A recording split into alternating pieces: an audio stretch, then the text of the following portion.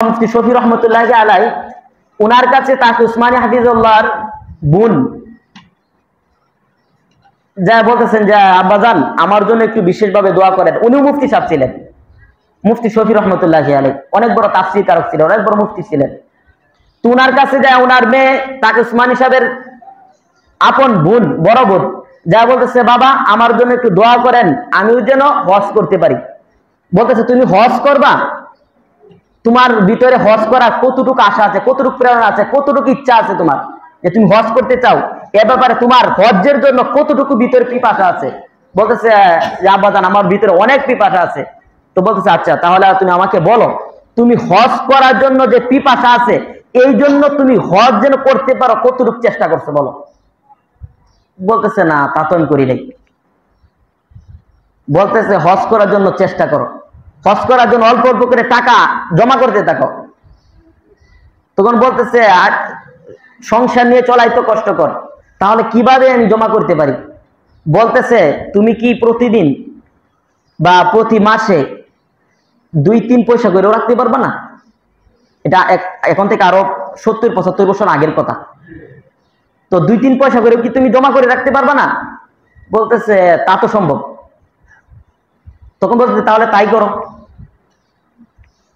তো তাকে উসমানী সাহেবের এই বোন যখন মারা গেল অনেক বছর পরে, তো মারা যাওয়ার পর ওনার ওয়ারিসদের ওনার রেখে যাওয়া কি সম্পদ আছে, টাকা পয়সা ওনার কি আছে এগুলো বের করা হইলো।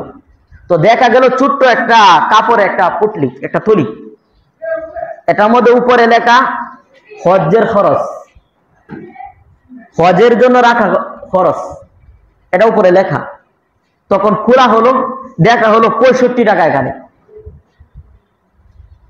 দেখা হলো 65 টাকা উনি হজের জন্য জমা করছেন। অনেক বছর আগে বাবা বলছিল ওই সময় থেকে মাত্র 65 টাকা ওনার জমা হয়েছে। তখন ওনার বাবা মুফতি শফি রহমতুল্লাহ আলাই উনি কান্না করে দিচ্ছেন। তখন ওনার যে সন্তানরা জীবিত ছিল তাদেরকে বলছেন যে এই টাকার সাথে আরো যেই টাকা লাগে, যে পরিমাণের লাগে টাকা হজ্জের জন্য, তা নিয়ে মিলিয়ে তার জন্য একজনকে বদলি হজের জন্য পাঠিয়ে দাও। তো উনার ভিতরে আশা ছিল সাওয়াবাল হজ কিন্তু হয়ে গেছে, যদি উনি হাজিরা দিতে পারে নাই। তো আমাদের ভিতরে কি পরিমাণে আকাঙ্ক্ষা আছে, আকাঙ্ক্ষা লালন করা উচিত। আর আরেকটা বিষয় হলো কথার কথা, আমি এখন 1, 2, 3, 4, 5 টাকা 10 টাকা করে আমি জমাইলাম মাসে, তো আমি কোনোদিন হজ করতে পারলাম না। কিন্তু আমি যে একটা এই হজ্জের জন্য ইচ্ছা লালন করলাম, এই ইচ্ছার জন্য তো আল্লাহ তাআলা আমাকে সব দান করবেন, এই ইচ্ছার জন্য তো সব দান করবেন। এবং আল্লাহ তাআলা তো চাইলে ইচ্ছার উপর ভরসা করে আল্লাহ তাআলা আমাকে পূর্ণ একটা হজ্জের সওয়াব আল্লাহ তাআলা দিয়ে দিতে পারেন।